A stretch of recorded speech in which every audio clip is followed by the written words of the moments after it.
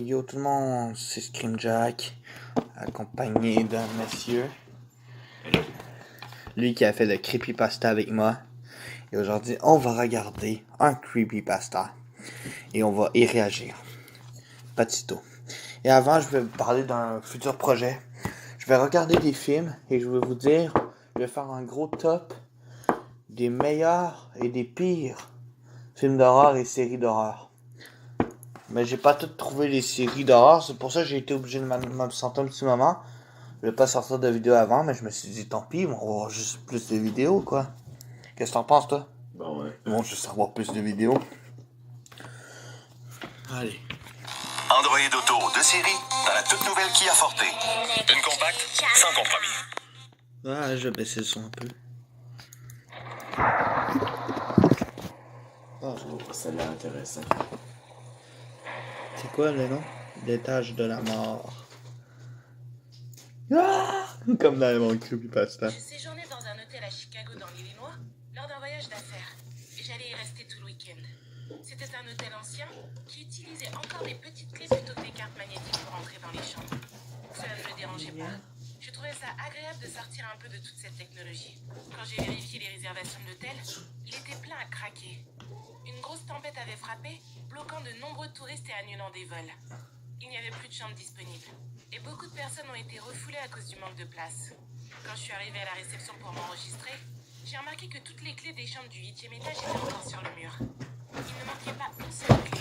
Ça m'a semblé étrange qu'un étage entier soit vacant, alors qu'un si grand nombre de personnes se présentaient dans l'espoir de trouver une chambre. Je pouvais voir que la réceptionniste était stressée et qu'elle avait l'air prête à tout abandonner et rentrer chez elle. Alors j'ai essayé d'alléger l'ambiance. C'est bizarre, n'est-ce pas? De quoi parlez-vous? A demandé la réceptionniste. Le fait que toutes les chambres du 8e étage soient vacantes.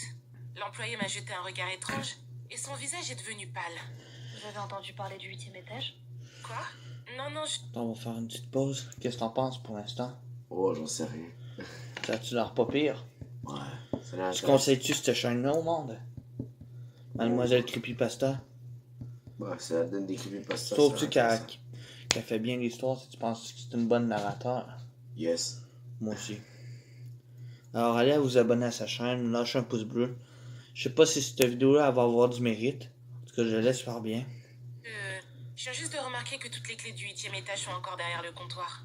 J'étais un peu gênée que ma tentative d'alléger l'ambiance échoue. L'employée a rougi un peu. D'accord. Et elle a essayé de rire. Oh oui, je comprends mieux. Elle s'est tournée et a attrapé la clé de ma chambre qui se trouvait au 9e étage. Profitez bien de votre séjour. C'est gentil, merci. Et bon courage à vous. J'ai maladroitement accepté la clé et j'ai attrapé mon sac en me dirigeant vers l'ascenseur. Tout comme le hall d'entrée, l'ascenseur était plein à craquer. Il était difficile pour moi de me tenir près de tant de personnes inconnues. Et encore plus dur de rentrer dans ce petit ascenseur. J'ai eu du mal à atteindre et appuyer sur le bouton du 9e étage. Mais j'ai réussi à passer mon bras au-dessus de la foule et à atteindre le bouton. C'est à ce moment-là que j'ai remarqué qu'il manquait le bouton pour le 8e. C'est bizarre. J'avais parlé à voix haute. Je me demande pourquoi il n'y a pas de bouton pour le 8e étage. Mais personne dans l'ascenseur n'a réagi. Ils s'en foutaient ou ils étaient trop préoccupés et ne m'avaient pas entendu. Une fois arrivé à mon étage et après avoir vérifié ma chambre, j'ai pris un moment pour me détendre et me reposer sur le lit. Je devais faire une présentation le lendemain et je devais être en pleine forme. J'ai décidé de me coucher tôt ce soir-là et de répéter mon discours plusieurs fois pour me... Déjà, moi, tu sais ce que je pense. Tu me diras ce que t'en penses après. Moi, je pense que, en fait, elle a pas atterri dans le bon étage. Parce que le titre de la vidéo, c'est l'étage de la mort. Puis que je suis sûr que quand elle a pris l'ascenseur, ben, c'était juste un ascenseur entré, en fait. En fait, l'ascenseur n'existait pas.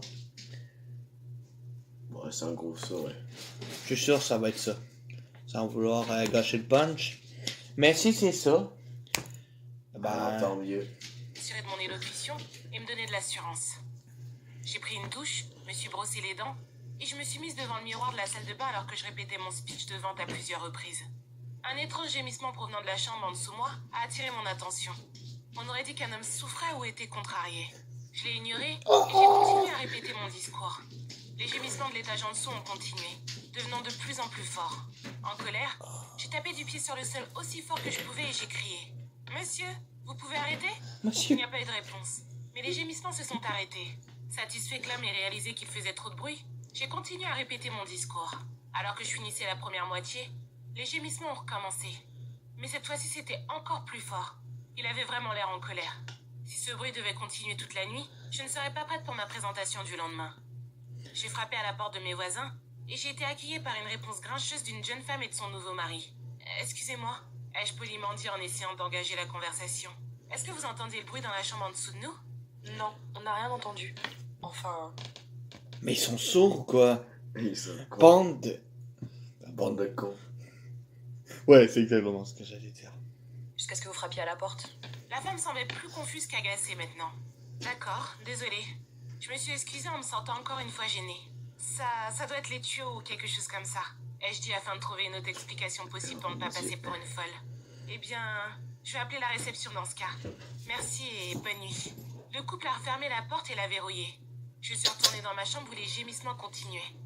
J'ai décroché le téléphone sur la petite table à côté de mon lit et j'ai appelé la réception pour me plaindre du bruit. Oh, un Ce n'était pas téléphone. la réceptionniste que j'avais vue avant. Roulette. Quand j'ai mentionné que cela semblait venir de la chambre en dessous de moi, une chambre au 8e étage, l'homme qui a répondu au téléphone s'est soudainement tu. Il n'y a personne dans cette chambre. Ça doit être quelqu'un au 9e étage. Non, j'en suis sûre. Ai-je répondu en essayant d'avoir l'air confiante. Ça ne vient pas des murs, ça vient du sol. Eh bien, L'homme semblait trembler à travers le téléphone. Et je pouvais sentir qu'il essayait de trouver une explication juste pour que je raccroche. je vais faire appel à l'équipe de maintenance. C'est probablement un tuyau qui fuit ou un problème de conduit de chauffage. Oui, merci. J'ai raccroché le téléphone, mais je ne le croyais pas du tout. Les gémissements devenaient de plus en plus forts et de plus en plus énervés de minute en minute. J'ai mis mes mains sur mes oreilles pour essayer de bloquer le son, mais c'était pas suffisant. Je suis retournée dans la salle de bain et j'ai allumé la douche et le lavabo à fond. J'espérais que l'eau étoufferait le bruit et que cela m'aiderait un peu. Je me suis assise sur le sol de la salle de bain, essayant de trouver un moyen de dormir car je n'avais pas d'autre option. Toutes les chambres... Tu sais, mais pour ça, sur le sol, faut vraiment être fou, hein. Moi, je déconne. Tout le monde fait ça, mais... Genre, de la façon qu'on le dit, on dirait que genre est assis sur le sol dépressivement à vous. En train de pleurer dans son coin. C'est ça. Arrêtez les gémissements! Hey, c'est pas un drame, c'est juste des gémissements. T'es pleine. Alors Ah bien oui. sûr, je ne pouvais pas demander une nouvelle chambre.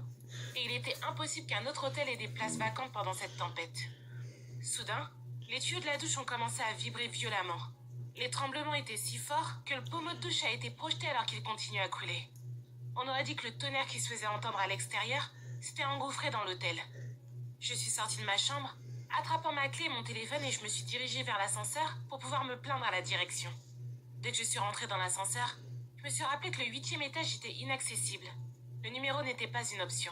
Et je me suis souvenu que toutes les clés du 8e étage étaient toujours derrière le comptoir du hall d'accueil.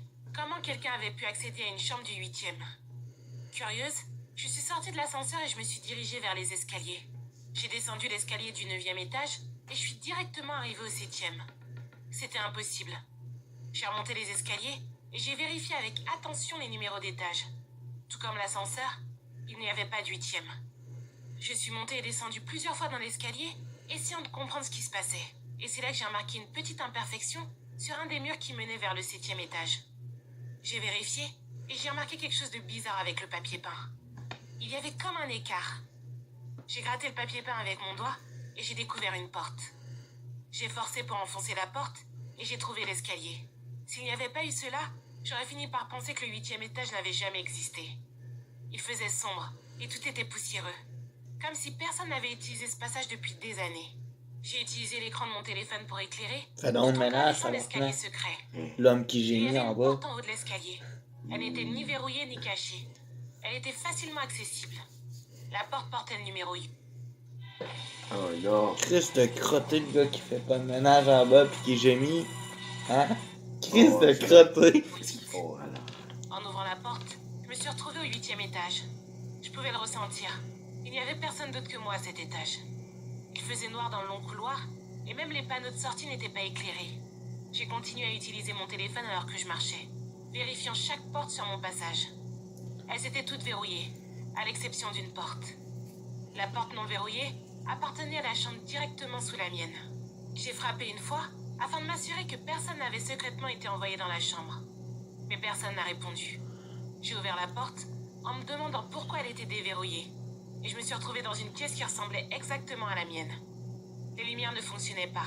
J'ai essayé l'interrupteur plusieurs fois, mais il ne semblait pas avoir d'électricité à cet étage. Bonjour, est-ce qu'il y a quelqu'un? Toujours pas de réponse. J'ai marché vers le téléphone et je l'ai pris, mais la ligne était morte. La quantité de poussière et de toiles d'araignée m'indiquait qu'il n'y avait personne dans cette pièce et que personne n'y était allé depuis bien longtemps. Mais je me sentais comme obligée de regarder autour de moi. J'ai ouvert la porte de la salle de bain et j'ai été surprise de ce que j'ai vu. Il y avait une baignoire dans cette chambre. Dans la mienne, il n'y avait qu'une douche. Et cette baignoire était pleine d'eau. L'eau était à ras-bord de la baignoire et menaçait de déborder à tout moment. Je me suis approchée en utilisant toujours mon téléphone pour éclairer mon chemin quand j'ai remarqué une silhouette sombre dans la baignoire. Ça ressemblait à un homme. Un homme mort. J'ai éclairé le dessus de la baignoire avec mon téléphone en fixant l'eau stagnante, comme si j'étais en transe. Et j'ai ensuite essayé de regarder le visage de l'homme. Alors que je reprenais lentement mes esprits, les yeux de l'homme se sont ouverts et il... Excusez-moi, mais je sais pas si toi t'as remarqué, mais il y a un défaut.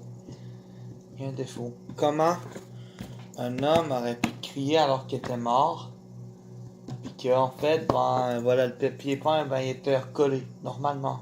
Il n'aurait pas pu refermer la porte pour fermer le papier peint. Ça fait aucun sens. Ça fait aucun sens. De recoller le papier peint, justement, ça prend bien plus de temps que ça, puis le monde l'aurait vu recoller le papier peint. Ouais. C'est con. regardé droit dans les yeux. Je suis tombée au sol et mon téléphone m'a échappé des mains. J'ai entendu un plouf et des gouttes d'eau ont giclé de la baignoire. J'ai pu sentir l'eau froide se répandre sur le sol et pénétrer dans mes vêtements. Le bruit, c'était le bruit du pied de l'homme sortant de la baignoire. Quand j'ai entendu le deuxième plouf, j'ai immédiatement commencé à courir. Je suis sortie de la pièce sans me soucier de mon téléphone, ni de savoir où l'homme était. Et j'ai couru dans le couloir jusqu'à la porte où j'étais arrivée. J'ai dévalé les escaliers jusqu'au hall d'entrée et je me suis pas arrêtée avant d'atteindre la réception. À bout de souffle, j'ai essayé de dire à la réceptionniste qui m'avait donné mes clés ce que j'avais vu et qu'il fallait vite appeler la police. L'employée avait l'air effrayée. Pas tant parce qu'il y avait un cadavre dans l'hôtel, mais plutôt comme si elle avait peur de se faire virer. Elle m'a escortée jusqu'au bureau du responsable situé derrière le comptoir, laissant son collègue à la réception. Madame, La réceptionniste essayait de paraître calme et rassurante. qu'avez-vous vu exactement? Je lui ai dit ce que j'avais vu et ce que j'avais entendu. Je lui ai montré les endroits mouillés sur mes vêtements où l'eau de la baignoire était tombée. Je me moquais bien de me faire arrêter parce que j'étais allée dans un endroit où je ne devais pas. Je devais dire à quelqu'un ce qui m'était arrivé. La réceptionniste a écouté mon histoire avec attention, sans même cligner des yeux. Quand j'ai eu fini, elle s'est levée et s'est dirigée vers un grand meuble. Elle a ouvert un tiroir sans inscription et a commencé à chercher parmi une vaste collection de fichiers. Elle a fini par prendre un dossier du tiroir, elle l'a ouvert et en a sorti un très ancien article de journal. Est-ce l'homme que vous avez vu? M'a-t-elle demandé en me remettant l'article. J'ai regardé le petit morceau de journal qu'elle venait de me tendre et j'ai senti mon estomac se retourner. C'était lui. C'était l'homme de la baignoire. L'employé s'est mise en face de moi et a souri un peu. Vous n'êtes pas la première à le voir. Ce n'était pas la réaction à laquelle je m'attendais. Lisez cet article, ça devrait vous aider à clarifier les choses. L'article racontait l'histoire d'un homme qui, en rentrant chez lui après le travail, avait découvert que sa femme enceinte le trompait et que le bébé n'était pas le sien. Le cœur brisé, se sentant complètement trahi, l'homme avait réservé une chambre à l'hôtel et ne l'avait jamais quitté. Et ne l'avait pas quitté pendant des jours. On l'avait entendu pleurer et hurler de chagrin pendant 3 jours consécutifs, avant que finalement tout s'arrête. Lorsque la femme de ménage est entrée dans sa chambre pour la nettoyer, elle a trouvé son corps inerte dans la baignoire. Il s'était suicidé. Il s'était noyé après avoir ingéré de nombreux somnifères. C'est pour cette raison que vous ne laissez personne prendre une chambre au 8e étage? À cause de lui? J'étais terrifiée, mais j'étais contente de ne pas être folle, Non. a admis la réceptionniste. Ce n'est qu'une des nombreuses raisons pour lesquelles nous ne laissons personne aller au 8e étage. Comment ça? Qu'est-ce que vous voulez dire? La réceptionniste a souri à nouveau. Vous voyez ce classeur? Oui? Et ce tiroir sans inscription? Oui, d'accord, et... donc? Ce tiroir contient toutes les raisons de ne laisser personne aller au 8e étage. Depuis l'ouverture de cet hôtel en 1873, des personnes sont décédées de façon très inhabituelle. Et ce, toujours au 8e étage. C'est bizarre tout ça. Ai-je commenté en me sentant un peu nauséeuse. Ce qui est étrange, c'est le fait qu'il n'y ait jamais eu de mort identique. Et qu'il n'y ait jamais eu de mort dans la même chambre. Une seule et unique mort tragique a eu lieu dans chacune des chambres du 8e étage. Et chaque chambre a ensuite été hantée par les personnes qui étaient mortes dedans. J'ai ressenti un frisson me parcourir le dos. Quoi? Comment? Vous essayez de me dire que le 8e étage est maudit? Et que quiconque réserve dans l'une de ces chambres meurt ou se fait hanter? La réceptionniste a acquiescé de la tête. Ce ne sont pas seulement les gens séjournant dans les chambres qui sont morts. Des personnes responsables de l'entretien sont aussi morts en essayant de faire de simples réparations. Un homme a été électrocuté en essayant de réparer les lumières. Un autre est tombé dans la cage d'ascenseur. Une femme de ménage a été retrouvée morte, pendue au bout du couloir. Je suis restée assise, pétrifiée de peur devant l'histoire que la réceptionniste venait de me raconter. Je ne voulais pas y croire. Mais on ne devrait pas appeler la police? J'ai vu un corps quand même. Tout le monde est au courant par ici. Même la police a vu les corps, mais même eux n'ont jamais été en mesure d'expliquer la situation. Je ne savais pas quoi faire. Il était tard, j'étais épuisée et je ne voulais pas causer davantage de problèmes. À contre-cœur, je suis retournée dans ma chambre. J'ai pris l'ascenseur et j'ai retenu mon souffle lorsque l'ascenseur est passé entre le 7e et le 9e étage. En approchant de ma chambre, j'ai vu quelque chose qui m'a glacé le sang. Quelque chose d'humide se trouvait sur le sol devant ma porte. C'était mon téléphone. Ok. Nani. Si vous avez aimé cette histoire, Pourquoi elle n'hésitez pas à parle de laisser son un petit téléphone? commentaire et liker cette On vidéo. vient de toute la perdre, là. À bientôt pour de nouvelles creepypasta. Non? Ouais. J'avoue. Bon, bref. On passe à une autre? Ou on n'écoute pas d'autres? Une petite, non? Moi. Le cache-cache. Le cache-cache solitaire. C'était quand même bon, non? Malgré qu'il y avait plusieurs contextes par rapport. Tu as aimé, toi? Cache-cache, aussi appelé l'homme nommé, Ouais, est mais un c'est- rituel utilisé pour contacter les morts. Et les esprits qui errent et s'agitent sur Terre sont toujours à la recherche de corps à posséder. Une Dans sorte- ce rituel, vous allez invoquer un esprit en offrant une poupée à la place d'un corps humain. Mais attention, Ah bah, c'est si vous loin. avez des facultés psychiques, vous devriez vous sentir mal ou être sujet à des accidents durant le rituel. Les choses dont vous avez besoin. Une poupée qui doit encore avoir tous ses membres, du riz, suffisamment pour remplir la poupée, une aiguille et du fil cramoisi, une paire de coupes-ongles, un outil tranchant comme un couteau, un morceau de verre ou encore un ciseau, un bol d'eau salée, du sel naturel serait le meilleur, une bain avec une baignoire et un rebord, un endroit caché, de préférence une chambre purifiée par de l'encens et de l'eau fouda. Il doit y avoir une télé dedans. Prenez la poupée, peu importe comment elle est remplie par le riz. Videz-la, puis remplissez-la de riz de nouveau. Coupez quelques-uns de vos ongles et mettez-les dans la poupée. Cousez l'ouverture de la poupée avec le fil cramoisi. Quand vous avez fini de la coudre, attachez-la avec le reste du fil. Allez dans votre salle de bain et remplissez votre baignoire d'eau. Retournez dans votre cachette et mettez le bol d'eau salée sur le sol. Faire le rituel. Donnez un nom à votre poupée. Le nom peut être n'importe lequel, sauf le vôtre. Quand il est 3 h du matin, dites le nom de votre poupée, suivi de et la première. 3 fois. Par exemple, Sacha est la première, Sacha est la première, Sacha est la première. Allez ensuite dans la salle de bain et mettez la poupée sous l'eau. Éteignez toutes les lumières de votre maison, retournez dans votre cachette et allumez votre télé. Comptez jusqu'à 10 les yeux fermés, puis retournez dans la salle de bain avec l'objet tranchant dans votre main. Allez dans la baignoire et dites à la poupée « Je t'ai trouvé », suivi du nom de la poupée. Poignardez-la 3 fois. Dites « Tu es la prochaine », suivi du nom de la poupée. Pendant que vous la retirez de l'eau et la laissez sur le rebord de la baignoire. Dès que vous avez retiré la poupée de l'eau et l'avez posée, courez le plus vite possible vers votre cachette et cachez-vous. Comment finir? Mettez la moitié de l'eau salée présente dans le bol dans votre bouche. Ne la buvez surtout pas, juste gardez-la. Sortez de votre cachette et commencez à chercher la poupée. La poupée n'est pas forcément dans la salle de bain. Peu importe ce qu'il se passe, ne crachez pas l'eau de votre bouche. Quand vous avez trouvé la poupée, versez-lui le reste de l'eau salée dessus, puis crachez-lui l'eau présente dans votre bouche sur elle. Dites « J'ai gagné » 3 fois. Et c'est censé être la fin du rituel. Après cela, soyez sûr de sécher la poupée, la brûler et puis la jeter. Mais le plus important, s'il vous plaît, ne stoppez pas le rituel en plein milieu. Vous devez le faire jusqu'à la fin. C'est un rituel dangereux, et je ne veux pas être responsable de ce qui va arriver si vous arrêtez. Autre chose que vous devrez avoir en tête. Ne quittez pas votre maison avant d'avoir fini le rituel. Vous devez éteindre la moindre petite lumière de votre maison quand il est dit de le faire. Vous devez être discret quand vous vous cachez. Vous n'avez pas besoin d'avoir l'eau salée dans votre bouche au début, seulement à la fin du rituel. Souvenez-vous, si vous vivez avec quelqu'un, vous mettez en danger cette personne aussi. Terminez le rituel en moins de 2 heures, ou sinon, l'esprit sera trop fort et sera compliqué à faire disparaître. Par souci de sécurité, il est préférable de garder toutes les portes de votre maison déverrouillées, incluant la porte d'entrée, ainsi que d'avoir des amis proches de vous, afin qu'ils puissent venir vous aider au moindre moment, si vous en avez besoin. Garder un téléphone mobile près de vous serait aussi une bonne idée. Note. Le riz représente les entrailles et a aussi le rôle d'attirer les esprits. Le fil cramoisi représente les vaisseaux sanguins. Il scelle l'esprit à l'intérieur de la poupée. En coupant le fil, vous coupez les vaisseaux et libérez l'esprit piégé.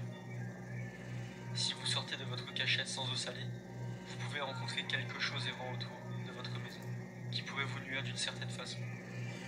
La façon de sentir ces choses errantes est de regarder ce qu'il se passe à la télé. La vidéo que vous visionnez depuis le début montre les changements visibles sur la télé après 40 minutes de rituel.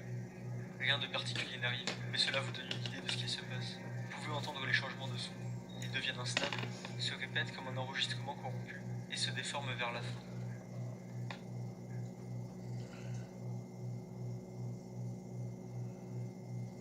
Ok. Je vois. Voilà, celui était pourri. Hein. Je veux pas être méchant. Abonnez-vous pas à sa chaîne. Là, je fais des gros dislikes à cette vidéo. Malgré que j'aime bien cet arrêt sur l'image. Hein. J'adore. Franchement. C'est amusant. Très, très belle poupée. Mais... Par contre, l'intro est belle, j'aime bien. L'intro très belle, mais... Bref. Vous pouvez vous abonner à sa chaîne. Pas pour la belle intro. Il s'est repris. Non, en fait, je vais mettre dislike.